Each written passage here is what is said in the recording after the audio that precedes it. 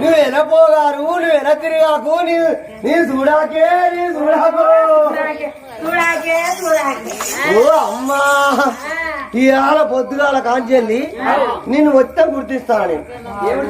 నువ్వు ఎక్కడెక్కడ తిరుగుతాను, నువ్వు ఎటు పోతాను, నీ చూపులేంది, నీ మాటలేంది, నువ్వు మొత్తం పొడిచినట్టు మాట్లాడుతాను అన్నట్టు.